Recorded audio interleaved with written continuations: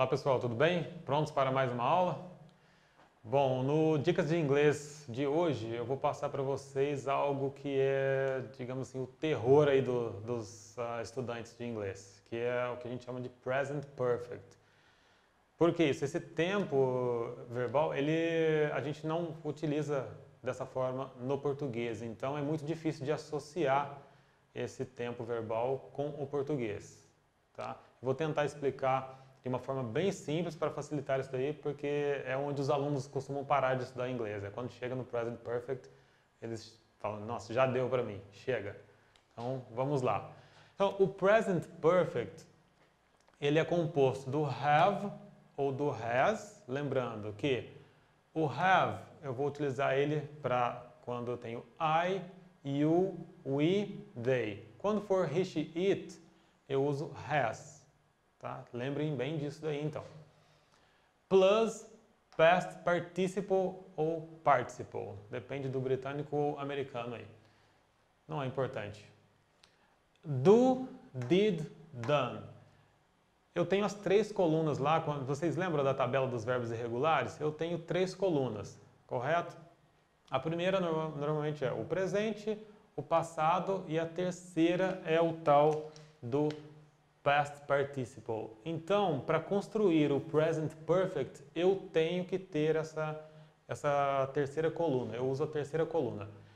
E aí entra aquela coisa chata que é memorizar aquela tabela dos verbos irregulares. Não tem como fazer o present perfect se vocês não sabem os verbos irregulares, porque a gente usa muito e vocês vão utilizar sempre a terceira coluna. Então, vai estar conjugado.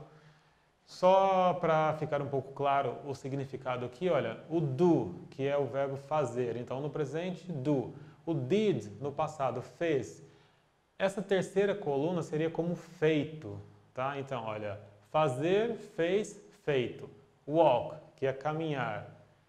Walked, walked. Esse é regular, então é só colocar o ed no final. Então, olha, caminhar, caminhou, caminhado. Tá? Por exemplo, ele tinha caminhado. Ok? O present perfect, ele tem uma ligação do passado com o presente, ou seja, algo que eu fiz no passado que ou impacta no meu presente ou algo que eu fiz no passado ou iniciei no passado e continuo fazendo até agora. O exemplo que eu coloquei aqui foi I have lost my phone. Eu perdi o meu telefone. Seria assim. No português eu falaria no presente, normal. Mas no inglês eu tenho que utilizar essa forma. Por quê? Eu perdi no passado, aqui. Aqui eu perdi meu telefone. E eu ainda não o encontrei. Então eu não tenho ele comigo. Então esse ato que ocorreu no passado, ele está impactando agora no presente. Porque está perdido ainda. O que começou no passado, que foi esse celular aí, esse telefone perdido, ele continua lá perdido, eu não sei, ele não está comigo, não o encontrei ainda. Então eu utilizo dessa forma, I have lost my phone. E não como no português, eu perdi meu telefone, ok? E tem uma forma contraída que eu utilizo que é I've, tá? Eu não falo I have. Posso falar sem problema, mas normalmente eu falo I've lost my phone, tá? Vou listar mais exemplos para vocês, para facilitar aí o entendimento com outras situações, para clarear bastante para vocês aí então. Bom, eu utilizo também o Present Perfect para uma situação que acabou de acontecer, ou seja, um passado recente. Vamos imaginar que o que eu estou falando aconteceu aqui, olha, um pouquinho antes do presente, do momento agora, tá? Um passado bem recente. No caso, por exemplo, I have finished. Eu terminei. Tá? Poderia, no português, falar no passado, mas no inglês a gente utiliza essa forma construtiva do present perfect. I have finished. Quando, por exemplo, estou fazendo o exercício aí na sala de aula e eu quero falar para o professor que eu acabei, eu terminei. I have finished. E a negativa é só colocar o not após o have ou fazer a forma contraída que é o haven't. I haven't finished. O professor está perguntando aí se você terminou. E você responde, I haven't finished, ok? Essa seria a negativa do present perfect. Seguindo, sempre, olha, o verbo lá da terceira coluna, do past participle, e o mesmo have ou haven't na negativa. E para fazer uma pergunta, o have, nesse caso, ele vai funcionar como um auxiliar ali. Ele vai para lá antes do pronome. Então, ficaria, por exemplo, have I finished? Eu perguntando se eu terminei, tá? Mas normalmente, vamos dizer assim, o professor, ele vai perguntar para você, have you finished?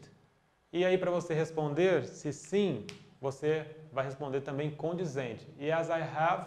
No, I haven't.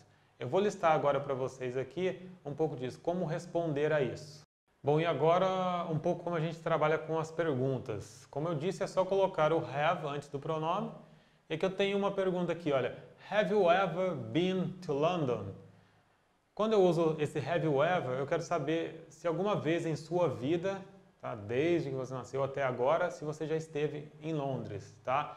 É algo que eu não sei, não tenho ideia se você esteve aqui, aqui ou aqui. Não tenho uma referência ali de tempo, eu não tenho nem ideia se você esteve ou não. E aí, quando eu quero saber algo que você já fez na sua vida ou não, é assim, have you ever? E você pergunta o que você quiser. E para responder, olha, yes, I have. Se sim, no, I haven't. Se não. E coloquei agora um exemplo que é quando eu tenho he, she, it. E aí eu não uso have, eu uso has, tá? Has she worked with you? Quero saber se ela já trabalhou com você. Eu também não sei. Do passado até o presente momento. Has she worked with you? Sim. Yes, she has. No, she hasn't. Tá? Eu vou colocar agora para vocês a diferença quando eu uso o passado, past simple, ou quando eu uso o present perfect. A gente vai relacionar algumas coisas aí também para facilitar o entendimento aí do present perfect. Bom, agora uma comparação quando eu uso o past simple e o present perfect. Também vai ajudar bastante vocês aí a se decidirem quando utilizar um e quando utilizar o outro, tá? Um exemplo aqui, olha, Steve Jobs invented many things. O Steve Jobs inventou muitas coisas. Eu utilizei o que? O past simple, tá?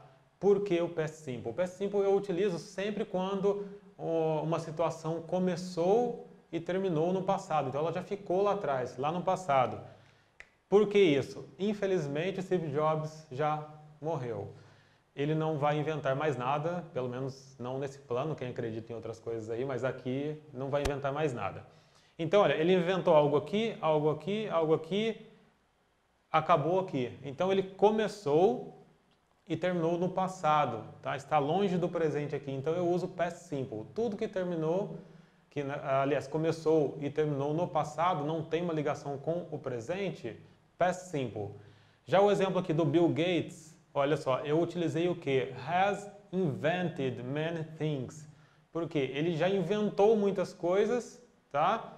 Mas ele ainda está vivo, olha, ele inventou algo aqui, aqui, aqui, aqui, ou para quem acredita que ele só rouba as ideias, né? Enfim. Inventou aqui, aqui, e ele, olha, não acabou ainda. Ele pode inventar algo amanhã, depois, a situação continua.